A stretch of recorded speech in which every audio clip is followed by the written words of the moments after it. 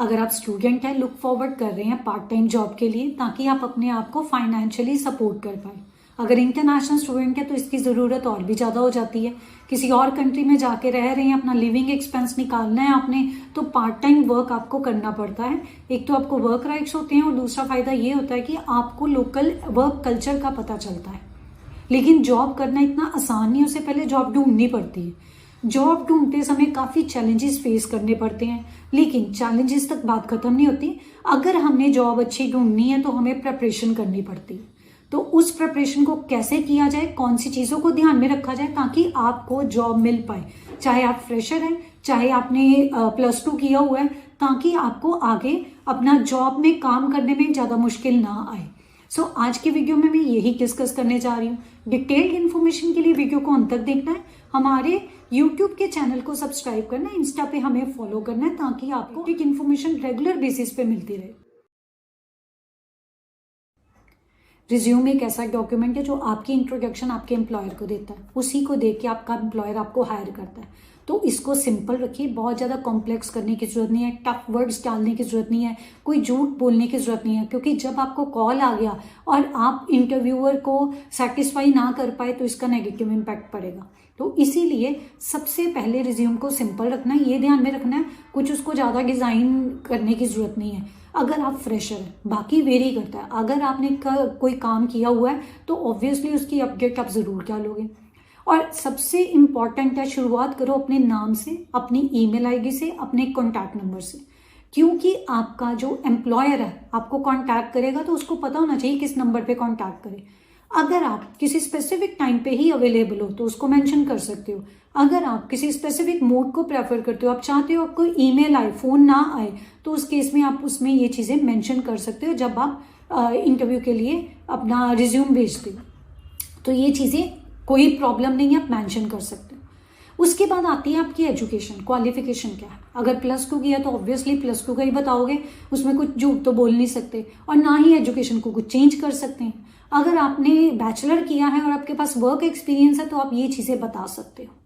अगली चीज़ आती है स्किल्स की, बहुत इंपॉर्टेंट है। जिस भी जॉब में जा रहे हो उसमें जो स्किल्स वहाँ पे ज़रूरी हैं और जो आपके पास है मैच होनी चाहिए, तब आपको कॉल आएगा। तो ये भी ध्यान में रखना है। अगर आप किसी स्टोर में काम कर रहे हो, वहाँ पे आपको शेल्फ मैनेज करना है तो उसके अकॉर्डिंग अपनी स्किल लगाओ। अगर आप किसी रेस्टोरेंट में जा रहे हो, एज ए शेफ काम करना है वहाँ पे, या बेकिंग डिपार्टमेंट में काम करना है, उसके अकॉर्डिंग अपनी स्किल लिखो। और स्किल की नॉलेज भी होनी चाहिए। अगर एविडेंस दे सकते हो तो द बेस्ट रहेगा। उसी के साथ अगर आपने कहीं पे वॉलंटियर वर्क किया है वो ज़रूर मेंशन करना, कहाँ पे वॉलंटियर वर्क किया था, किस तरीके का काम किया था, तो वो भी आपकी सोशलाइजेशन, सोशल लाइफ के बारे में बताता है। अगली चीज़ आ जाती है सर्टिफिकेशन। अगर आपको कहीं से सर्टिफिकेशन मिला हुआ है, मतलब कोई भी सर्टिफिकेट मिला हुआ है, तो आप उस चीज़ को ज़रूर मेंशन करना। ये आपके रिज्यूम को कंपैरेटिवली बेटर रखता है एज कम्पेयर टू अदर्स जिनके पास सर्टिफिकेट नहीं है। गाइस, कुछ ऐसे लोग होते हैं जो काम भी करते हैं, जॉब भी करते हैं, उसके बाद अपना स्टडी कंटिन्यू करते हैं, उसके बाद फिर जॉब ढूंढते हैं। तो इस केस में प्रीवियस जॉब में आपने कुछ अच्छा किया, आपको कोई सर्टिफिकेट मिला, आपकी क्या अचीवमेंट रही, क्या चैलेंजेस थे आपको फेस करने पड़े, और उसका क्या आउटकम आपने दिया कंपनी को, ये चीज़ें भी मेंशन कर सकते हो। रिज्यूम बहुत अच्छा रहेगा आपका। तो ये तो रिज्यूम से रिलेटेड डिटेल हुई।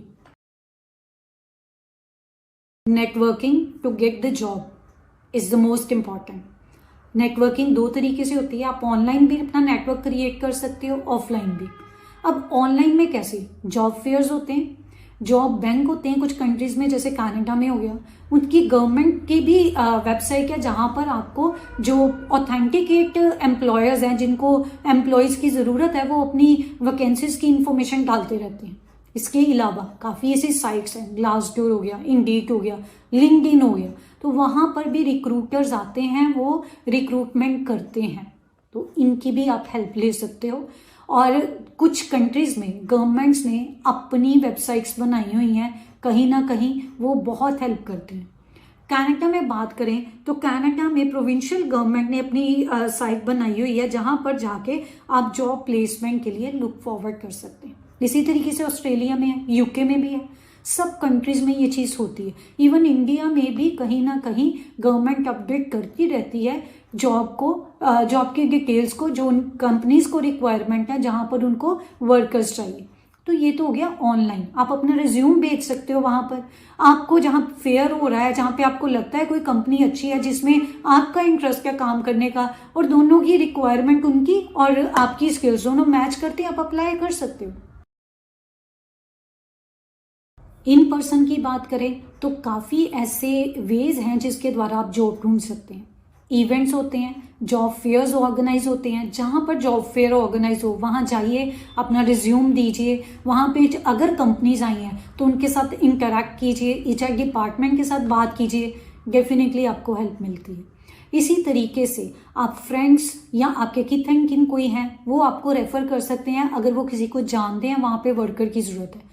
लेकिन आपको ये चीज़ ज़रूर ध्यान रखनी है, जहां पर भी आप जा रहे हो वहां पे ये ज़रूर रिसर्च करो कि किस तरीके की स्किल्स रिक्वायर्ड है, किस तरीके की जॉब की डिमांड है वहां पे और कितनी जॉब वैकेंसीज अवेलेबल हैं। उसके अकॉर्डिंग आप अपनी लर्निंग कर सकते हो, अपना रिज्यूम प्रिपेयर कर सकते हो और जॉब के लिए अप्लाई कर सकते हो। तो ये बहुत अच्छी अपॉर्चुनिटी रहती है। एक और चीज़ आपको बताती हूँ, प्रोफेशनल्स होते हैं, मेंटोर्स होते हैं, तो आप उनकी भी हेल्प ले सकते हो। कई पेड होते हैं, कई फ्री आपको गाइड कर देते हैं, तो वो डिपेंड करता है।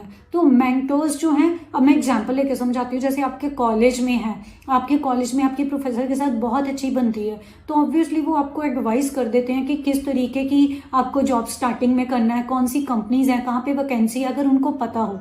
इसी तरीके से जॉब एक्सचेंज ऑफिसेज होते हैं जहां पे जाके आप अपना रिज्यूम दे सकते हो। अगेन ये फ्री भी होते हैं और पेड भी होते हैं। कहीं पे अगर ये गवर्नमेंट के द्वारा हैं तो यूजुअली फ्री होते हैं, और जो प्राइवेट ऑर्गेनाइजेशंस हैं वो डेफिनेटली चार्ज करती हैं। वो डिपेंड करता है वो कितना आपसे चार्ज करते हैं, तो आपको ये चीज़ ध्यान में रखनी पड़ती है। कॉलेजेस और यूनिवर्सिटीज के डिपार्टमेंट होते हैं इंटरनेशनल स्टूडेंट्स के लिए, वहां पर स्टूडेंट्स जाके गाइडेंस ले सकते हैं। वो गारंटी तो नहीं देते प्लेसमेंट की, लेकिन वो गाइड कर देते हैं कि किस तरीके से आप पार्ट टाइम वर्क कर सकते हो।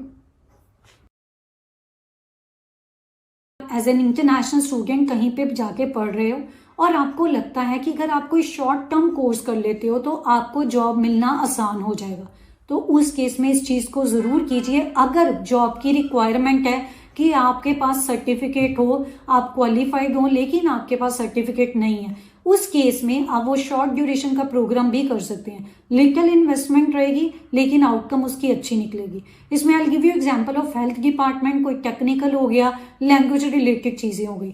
तो अगर लोकल बिजनेस को जरूरत है केयर वर्कर की और वहां पर 2 से 3 महीने का कोई भी प्रोग्राम है जो आपको सर्टिफिकेट दे देता है, अगर उसको जरूरत है लेकिन वो रखते सर्टिफिकेट वाले बंदे को है, तो इस केस में आप सर्टिफिकेट लेके अप्लाई कर सकते हैं। तो ये ब्रिजिंग प्रोग्राम्स होते हैं जो हेल्प करते हैं जॉब सीकर्स को जॉब ढूंढने में और जॉब मिलने में। उसके बाद ऑब्वियसली उनका फ्यूचर बेटर रहता है। ऐसा कई स्टूडेंट्स के साथ मैंने देखा भी है। वो ऑस्ट्रेलिया गए थे, उनको एज केयर वर्कर्स की जरूरत थी, तो उन्होंने वहां पे शॉर्ट टर्म का जो डिप्लोमा किया, छोटा सा उनको 2-3 महीने का कोई कोर्स था, उन्होंने किया, उसके बाद उनको जॉब मिल गई। तो उसके बाद वो like local age care centre में जाके काम करने लग पड़े, उनको काफी बेनिफिट हुआ। गवर्नमेंट्स भी इंटर्नशिप प्रोग्राम्स रन करती हैं, वो चाहे इंडिया हो चाहे कनाडा हो। यूजुअली देखा जाता है इंटर्नशिप प्रोग्राम्स होते हैं जहां पर स्टूडेंट्स को पे किया जाता है, तो आप इन प्रोग्राम्स के अंतर्गत भी अप्लाई कर सकते हैं। एक्सपीरियंस बहुत ज़्यादा काउंट करता है, मीन्स आप जब इनसे काम करने के बाद एक्सपीरियंस लेते हो आपका रिज्यूम और ज़्यादा अच्छा हो जाता है। तो I give you example, India में इंटर्नशिप चलती रहती हैं, काफ़ी ऐसे डिपार्टमेंट्स हैं, कंपनीज हैं, गवर्नमेंट की हैं, जो पब्लिक सेक्टर की हैं, वहाँ पर आप जाके इंटर्नशिप कर सकते हो। इसी के साथ अगर कनाडा की बात करें, federal internship for newcomers programme, ऐसा एक प्रोग्राम है जहाँ पे जाके आप इंटर्नशिप कर सकते हो। तो गाइस ये तो सारी डिटेल्स हुई किस तरीके से जॉब ढूंढी जा सकती है।